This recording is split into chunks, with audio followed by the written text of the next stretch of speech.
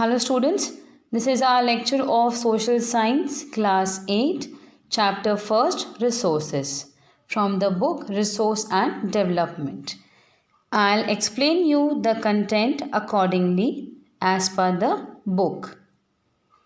There are two brother sisters named Mona and Raju who are cleaning their house, and while cleaning they got certain things as clothes, utensils, food grains, etc., which Mona says are very important for us, and replying to it Amma says that though they are important they are termed as resources. इस पर राजू अम्मा से पूछता है कि resources का मतलब क्या होता है। अम्मा का reply, anything that can be use to satisfy a need is a resource. अम्मा ने रिप्लाई किया, यानी जो चीज़ें हमारी नीड्स को यानी हमारी ज़रूरतों को सेटिस्फाई करती हैं उन्हें हम नाम देते हैं रिसोर्स। अगर आप इसकी एग्जांपल्स पढ़ेंगे तो जब हम थर्स्टी होते हैं, that means when we are thirsty, that is our need. Now what does it satisfies? It is the water that satisfies our thirst. If we need to travel to certain place, we need a mode of transport. For example, if I am going to my home from the school, I need an auto rickshaw, that is a resource. So similarly, when, for example, as it is given in the book, your father has prepared a tasty snack for you, the fresh vegetables he has used are also a resource. Moving on to the next paragraph. Water, electricity, rickshaw, vegetables and textbook have something in common. They have all been used by you, so they have utility. Utility or usability is what makes an object or substance a resource. How does something become a resource? Raju now wanted to know. Amma told the children that things become resources only when they have a value. Its use or utility gives it a value. All resources have some value, said Amma. That means the things which are available as a resource, if we use them, they get some value. That means अगर हम इन चीज़ों को use ही नहीं करेंगे तो इनकी कोई value रहेगी नहीं. That means value means worth. Some resources have economic value, some do not have. For example, metals may have an economic value. A beautiful landscape may not, but both are important and satisfy human needs. जैसे कि metals बहुत सी चीज़ों में use होते हैं, उनके बाद वो चीज़ें जो उनसे बनती हैं उनकी वैल्यू हो जाती है मार्केट में और उन्हें सोल्ड आउट के लिए यूज़ किया जाता है. बट एक लैंडस्केप, मान लीजिए हम अपने घरों के बाहर बहुत अच्छे लैंडस्केप बनवाते हैं, उनकी इकोनॉमिक वैल्यू नहीं रहती है क्योंकि एक बार वो बन गए हैं, वो हमारे सेटिस्फैक्शन के लिए है क्योंकि वो हमारे घर को सुंदर दिखाते हैं. So it does not have any economic value. Some resources can become economic valuable with time. Your grandmother's home remedies have no commercial value today, but if they are patented and sold by a medical firm tomorrow, they could become economically value. बहुत अच्छा example है कि जैसे हमारे दादी माँ के नुस्खे, जो दवाइयाँ दादी माँ हमें घर पे देती हैं, उनकी इकोनॉमिक वैल्यू नहीं है क्योंकि वो पेटेंट नहीं है, वो मार्केट में सोल्ड आउट नहीं है. पेटेंट का मतलब है जो मेडिसिन सर्टिफाइड होती है मेडिकल ऑर्गेनाइजेशंस के थ्रू और उसके बाद वो मार्केट में सोल्ड आउट होती हैं तो उनकी एक इकोनॉमिक वैल्यू बन जाती है. Time and technology are two important factors that can change substance into resources. बहुत से रिसोर्सेज हैं जिनकी वैल्यू में चेंजेस आ सकते हैं और इसके लिए दो इम्पॉर्टेंट फैक्टर्स हैं, time and technology. Both are related to the need of the people. किस वक्त किस रिसोर्स की ज़रूरत ज़्यादा होती है उसकी वैल्यू उसके अकॉर्डिंग ही डिपेंड करती है. People themselves are the most important resource. It is their ideas, knowledge, inventions and discoveries that lead to the creation of more resources. अगर हम बात करें तो इंसान अपने आप में एक इम्पॉर्टेंट रिसोर्स है, क्योंकि ह्यूमन अपनी आइडियाज़, नॉलेज से जो इन्वेंशंस और डिस्कवरीज करते हैं उनसे और नए रिसोर्सेज बनते हैं. ईच डिस्कवरी और invention leads to many others. The discovery of fire led to the practice of cooking and other processes, while the invention of the wheel ultimately resulted in development of newer modes of transport. The technology to create hydroelectricity has turned energy in fast-flowing water into an important resource. ये सारे examples हैं कि कुछ basic resources जिनको आज के time में technology के अकॉर्डिंग यूज़ किया गया तो उनके बहुत बेहतरीन और अच्छे यूज़ हो रहे हैं लार्ज स्केल पे. Now moving on to the next section, types of resources. Resources are generally classified into natural, human made and human. Let's talk about the natural resources. Resources that are drawn from nature and used without much modification are called natural resources. The air we breathe, the water in our rivers and lakes, the soils, minerals are all natural resources. Many of these resources are free gifts of nature and can be used directly. In some cases, tools and technology may be needed to use a natural resource in the best possible way. Resources जो nature से available होते हैं बिना किसी modification की, यानी बिना किसी चेंज की, that are termed as natural resources. For example, the air, the water in the rivers and lakes, the soil, minerals found in the lithosphere. These all are natural resources. मान लीजिए ये सारे resources naturally available हैं, लेकिन कुछ resources को अगर हम टूल्स और टेक्नोलॉजी का यूज़ करें तो ये कुछ और बेस्ट पॉसिबल वे में एक नए रिसोर्स के रूप में हमारे सामने प्रेजेंट हो सकते हैं. Natural resources are classified into different groups depending upon their level of development and use, origin, stock and distribution. जितने भी रिसोर्सेज यानी जो नेचुरल रिसोर्सेज हैं, अगर हम उन्हें क्लासिफाई करें डिफरेंट ग्रुप्स में, यानी हम उन्हें डिवाइड करें डिफरेंट ग्रुप्स में, तो वो 5 कैटेगरीज कौन सी होंगी? These are level of development, use, origin, stock and distribution. Level of development means किस लेवल पे उनका डेवलपमेंट हो रहा है. सेकेंड, यूज़, किस पॉसिबल वे में या कौन से बेटर पॉसिबल वे में वो यूज़ हो रहे हैं. थर्ड, उनकी जो ओरिजिनल प्लेस है यानी जो लोकेशन है जहाँ से वो ओरिजिन है उस पर भी बहुत ज़्यादा डिपेंड करता है. स्टॉक, हमने अपने कौन से रिसोर्सेज को स्टॉक कर रखा है कि हम लॉन्ग टर्म तक उसको यूज़ कर सकते हैं. एंड डिस्ट्रीब्यूशन, क्या सारे रिसोर्सेज जो अर्थ पे अवेलेबल हैं इक्वली डिस्ट्रीब्यूटेड हैं ऑल अराउंड. क्या पूरे वर्ल्ड में सबको इक्वल क्वांटिटी में वो रिसोर्सेज अवेलेबल हैं. इन सब पे डिपेंड करता है, इसीलिए ये रिसोर्सेज 5 कैटेगरीज में क्लासिफाइड हैं. On the basis of the development and use, resources can be classified into 2 groups. जो हमारा पहला क्लासिफिकेशन था लेवल ऑफ डेवलपमेंट, उसके अकॉर्डिंग हम इन्हें 2 ग्रुप्स में क्लासिफाई करते हैं, actual resources and potential resources. Now talking about actual resources. Actual resources are those resources whose quantity is known.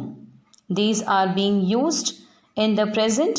The rich deposits of coal in Ruhr region of Germany and petroleum in the west Asia.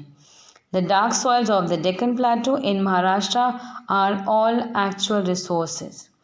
यानी इनकी quantity का हमें अंदाज़ा है और ये आज की प्रेजेंट डे में यूज़ हो रहे हैं. These are certain examples जहाँ पे कुछ resources प्रेजेंट यूज़ हो रहे हैं. That's why they are termed as actual resources. The second one is potential resources are those whose entire quantity may not be known, and these are not being used at present.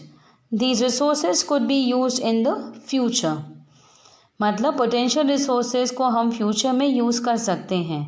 हो सकता है आज के time में ये resources यानी कुछ resources use नहीं हो रहे हैं.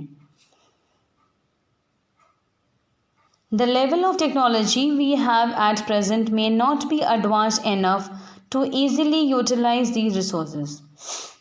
इसका एक कारण ये भी हो सकता है कि आज की जो हमारी प्रेजेंट टेक्नोलॉजी है उतनी एडवांस नहीं है कि इन पोटेंशियल रिसोर्सेज को हम आज प्रेजेंट टाइम में यूज़ कर सकें. The uranium found in Ladakh is an example of potential resource. अगर हम बात करें यूरेनियम जो प्रेजेंट है लद्दाख में. Now uranium, what is uranium? It's a dense grey radio active metal used as fuel in nuclear reactors. ये एक रेडियो एक्टिव डेंस यानी गहरा ग्रे कलर का रेडियो एक्टिव मेटल है जो एज अ फ्यूल यूज़ होता है न्यूक्लियर रिएक्टर्स में. न्यूक्लियर रिएक्टर्स यूज़ होते हैं न्यूक्लियर पावर प्लांट्स में जो जनरेट करते हैं इलेक्ट्रिसिटी. दैट मीन्स यूरेनियम को हम फ्यूचर में यूज़ कर सकते हैं. आज की जो हाई स्पीड विंड्स हैं एक समय में वो पोटेंशियल रिसोर्स होते थे लगभग 200 years ago. Today they are actual resource and wind farms generate energy using windmills like in Netherlands. You will find some in Nagercoil in Tamil Nadu and on the Gujarat coast. Moving on to next. Based on their origins, resources can be abiotic or biotic. Abiotic resources are non-living while biotic resources are living. Soils, rocks and minerals are abiotic, but plants and animals are biotic resources. बहुत simple है, समझ में आया होगा आपको. Natural resources can be broadly categorized into renewable and non-renewable resources.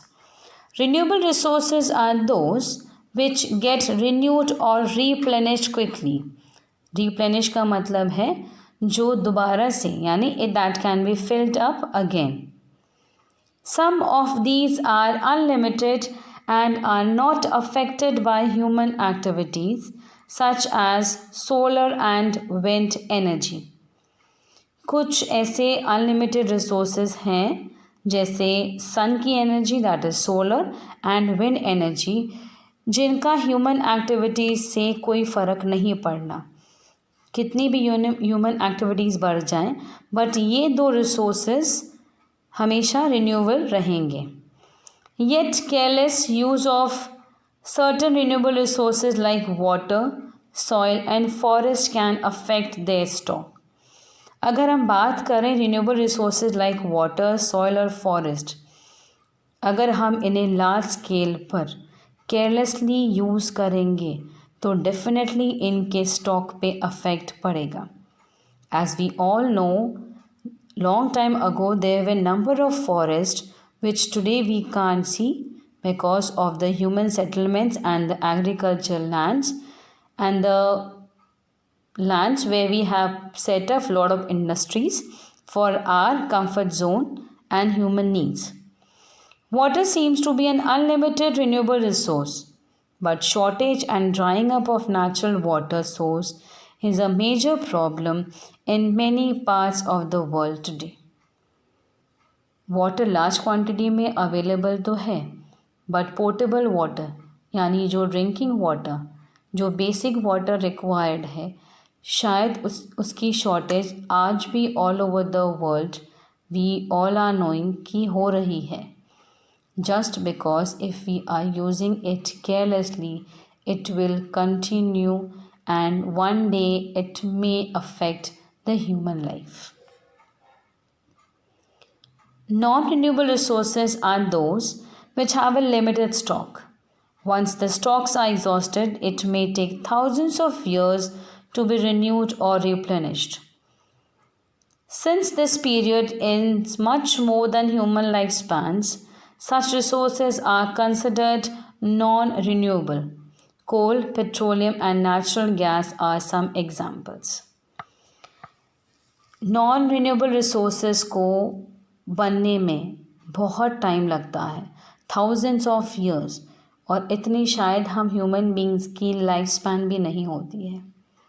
एक normal इंसान की अगर एज को हम देखें तो it can be around 110 but not more than that may be, and these resources need thousands of years to be made. यानी इन्हें बनने में अगर हज़ारों साल लग जाएंगे तो हमारी कई जनरेशन्स इनको यूज़ ही नहीं कर पाएंगी। So we need to be very careful, और इसके सबसे इम्पॉर्टेंट एग्जांपल्स हैं कोल, petroleum and natural gas. Talking over on the basis of the distribution, resources can be ubiquitous or localized. Resources that are found everywhere like the air we breathe are ubiquitous, but those which are found only in certain places are localized like copper and iron ore. जो चीज़ें हर जगह available हैं उन्हें नाम दिया गया है ubiquitous, but जो चीज़ें कुछ सर्टेन प्लेसेस पे ही अवेलेबल हैं, यानी पर्टिकुलर, ज़रूरी नहीं है कि ऑल ओवर वर्ल्ड सभी जगह पर्टिकुलर हर चीज़ अवेलेबल हो, सर्टेन प्लेसेस पे सर्टेन चीज़ें अवेलेबल हैं, that's why they are termed as localised. The distribution of natural resources depends upon number of physical factors like terrain, climate and altitude. Terrain है land यानी physical features. Distribution of resources is unequal because these factors differ so much over the earth. As such हमने geography के बहुत से chapters में इस बारे में पढ़ा है कि हमारे अर्थ पे जितने भी ये अबायोटिक कंपोनेंट्स अवेलेबल हैं ये इक्वल डिस्ट्रीब्यूशन नहीं है इनका। कहीं पे लिथोस्फीयर की एरिया बहुत ज़्यादा है, कहीं पे हाइड्रोस्फीयर की एरिया बहुत ज़्यादा है। So it all depends that ये 3 फैक्टर्स हैं जिसके अकॉर्डिंग इसके डिस्ट्रीब्यूशन में चेंजेस हैं। Human made resources are next heading. Sometimes natural substances become resources only when their original form has been changed. Iron ore was not a resource until people learned to extract iron from it. Iron ore से जब तक हमने iron को extract नहीं किया था, iron की कोई इम्पोर्टेंस समझ में नहीं आई थी. People use natural resources to make buildings, bridges, roads, machinery and vehicles, which are known as human-made resources. Technology is also a human-made resource. So people like us use natural resources to make human-made resources, said Mona, nodding in understanding. Yes, said Raju. यानी ये जो conversation थी इन तीनों के बीच, अम्मा, राजू और मोना के बीच, इसके अकॉर्डिंग ये जो लाइन कही गई है कि सम पीपल लाइक अस, यानी हम नेचुरल रिसोर्सेज को यूज़ करके जो नए रिसोर्सेज बनाते हैं, they are termed as human made resources. Let's talk about a very important heading, that is human resources. Human like us, people can make the best use of nature to create more resources when they have the knowledge, skill and the technology to do so. That is why human beings are a special resource. सभी resources में सबसे important है human resource, because people like us यानी human beings अपने knowledge, skills और जो आज की present technology है उसे यूज़ करके बहुत सी ऐसी चीज़ें बना रहे हैं जो इंसान के लिए बहुत यूज़फुल है. इसीलिए human beings are termed as a special resource. People are human resources. Education and help in making people a valuable resource. Improving the quality of people's skill so that they are able to create more resources is known as human resource development. यानी improvement जो लोगों की skills में आएगा जिससे नए और resources create होंगे, that is termed as human resource development. Because हम इन रिसोर्सेज को यूज़ करके कुछ नई चीज़ें क्रिएट कर रहे हैं, दैट मीन्स अल्टीमेटली किसी तरह का डेवलपमेंट हो रहा है. In this picture you can have a look. ये एक छोटी सी कहानी कहता है कि एक साइंटिस्ट है जिसने एक न्यूज़ पढ़ी जिसमें लिखा है क्रॉप्स रून ड्यू टू ड्राउट, यानी सूखा पड़ने से क्रॉप्स ख़राब होने लगे. तो साइंटिस्ट ये सोच रही है कि can I find a solution. शायद उसके माइंड में ये बात क्लिक हो रही है और उसने कोई सोल्यूशन ढूंढ लिया है. That's it. सोल्यूशन ढूंढने के बाद farmers are thanking, it's all thanks to the knowledge, education and skill we could find a solution. जब फार्मर्स ने साइंटिस्ट को थैंक्स कहा तो रिप्लाई में साइंटिस्ट ने ये कहा it's all thanks to the knowledge, यानी जो नॉलेज, एजुकेशन और स्किल्स हम सबको मिली है, ये सारा थैंक यू उसके लिए है. उसके बेस पे ही मैंने ये सॉल्यूशन ढूंढा. Read and ponder. Now the word ponder means think about something carefully before making a decision, यानी किसी भी बात के ऊपर डिसीजन लेने से पहले हम उसके बारे में सोचें और जानें. Humans are interdependent on each other. Farmers provide food grains for everyone. Scientists suggest various means to combat problems related to agriculture and improve farm productions. Combat means taking action to reduce or prevent something. इसका मतलब है कि farmers जो crops grow करते हैं, अगर उनमें कोई प्रॉब्लम्स आती है तो जो हमारे साइंटिस्ट हैं वो बेटर मीन्स या बेटर मेथड सजेस्ट करते हैं जिससे क्रॉप की प्रोडक्शन और अच्छी हो और फार्मर्स के लिए हेल्पिंग हो.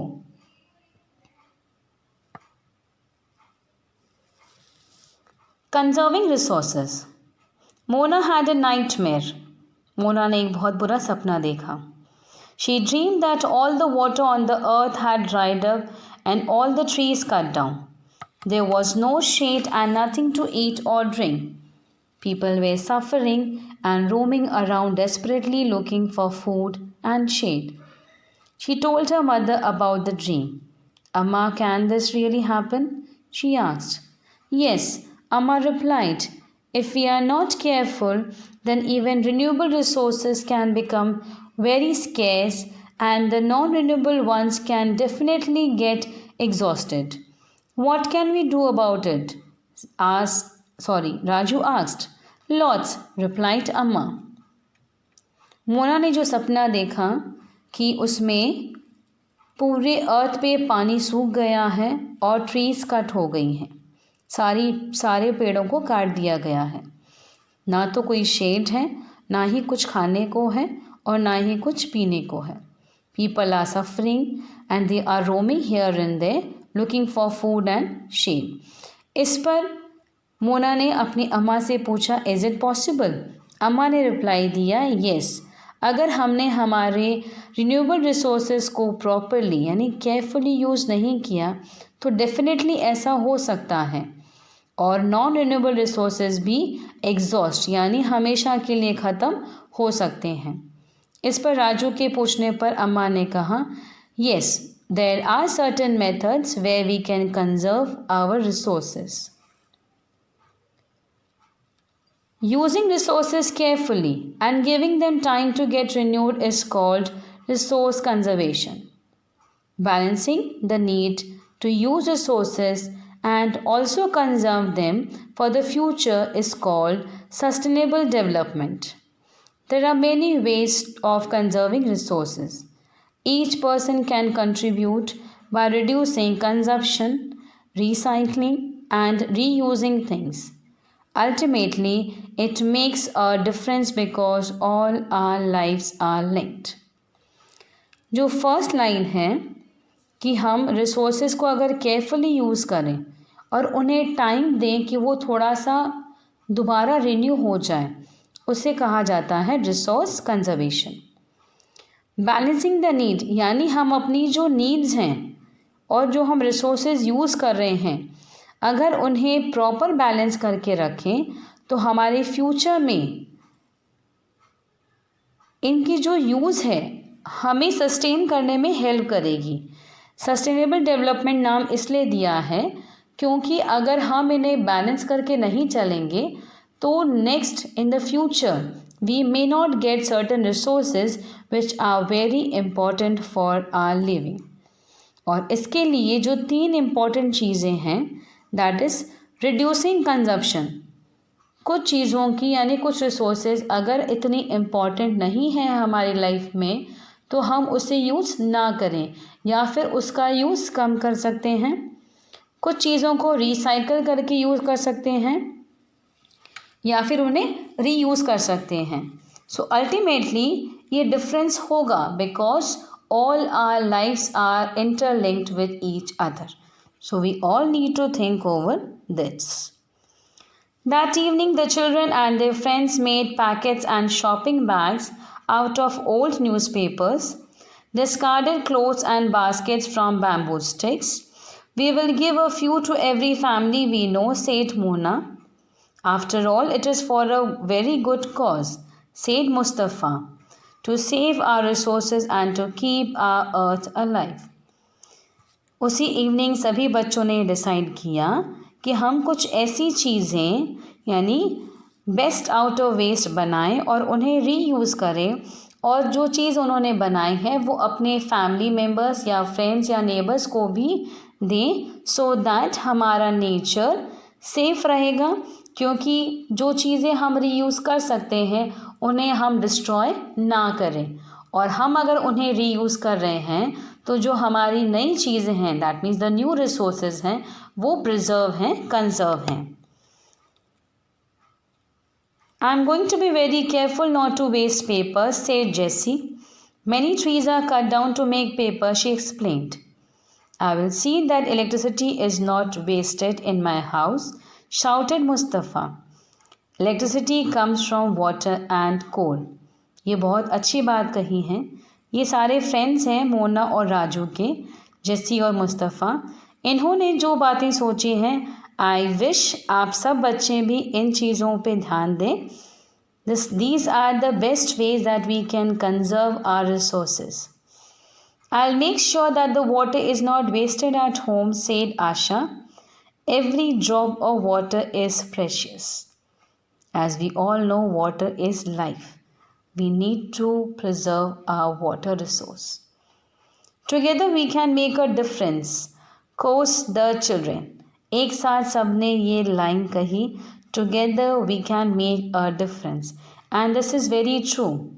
If all of us think small things, that means छोटी छोटी बातों पे अगर हम गौर करें, ध्यान दें, तो बहुत सी ऐसी चीज़ें हैं जिन्हें हम रीयूज़ कर सकते हैं and our resources can be conserved in a very useful and better manner.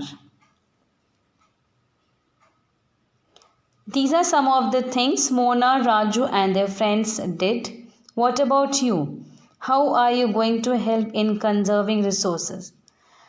The future of our planet and its people is linked with our ability to maintain and preserve the life support system that nature provides.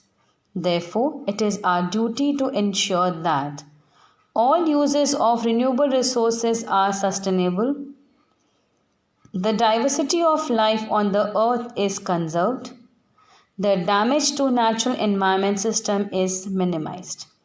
इस last paragraph में you can understand it is saying that future of our planet यानी हमारे planet का future हमारे हाथ में है because we people have the ability to maintain and preserve यानी जो चीज़ें nature ने हमें provide की हैं, जो resources available हैं, हम उन्हें maintain करके चलें, preserve करके चलें because ये हमारी duty बनती है। ultimately they are going to benefit us or our future generations. ये 3 पॉइंट्स आप ध्यान में रखें. The first point explains all uses of renewable resources are sustainable. यानी जितने भी renewable resources हैं वो sustainable हैं अगर हम इन्हें properly use करें. Diversity of life on the earth is conserved. हम इस चीज़ का ध्यान रखें कि जो भी डाइवर्सिटी ऑफ लाइफ है अर्थ पे वो सभी कंजर्व रहे. Not only human beings, plants, animals, all living organisms, small creatures, water animals, all should be conserved in a better way. The damage to natural environment system is minimized. We should be attentive to see that we are not damaging our natural environment system, and at certain level if we are doing it, we should see that it is minimized. यानी जितना हो सके कम से कम हम अपने natural environment को damage करने की कोशिश करें. This was our chapter we have done. I hope you will get what I have said. In the box you can see there are given some principles of sustainable development. Let's read out. Respect and care for all forms of life. We should respect all forms of life as अभी मैंने कहा. Doesn't matter whether it's only human beings. We should respect the animals, the plants, the creature, all living organisms present on the earth. Improve the quality of human life. इसका बहुत simple सा solution है या इसका simple meaning ये है कि हम अपनी थॉट्स को पॉजिटिव रखें, अच्छा सोचें सभी के लिए. बिकॉज़ अगर हम सबके लिए अच्छा सोचेंगे तो हमारा जो अर्थ है वो बहुत ब्यूटीफुल एंड ग्रीन रहेगा forever. Conserve the earth's vitality and diversity.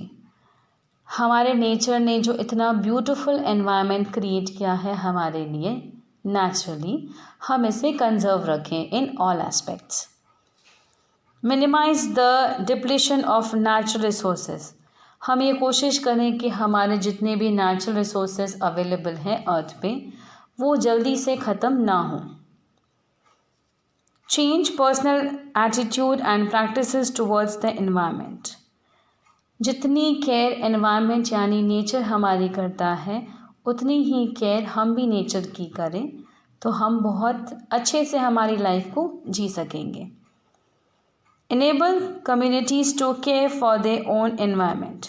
We should not think only ourselves, we should also encourage other people to think over it to conserve and preserve the resources available on our earth. In my next lecture, that means the next video, I'll come with you and discuss the solutions to the activity, that means the exercise given here. Till then you read the chapter, try to understand and try to find out answers.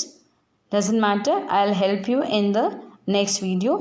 Till then, take care. Bye. Thank you.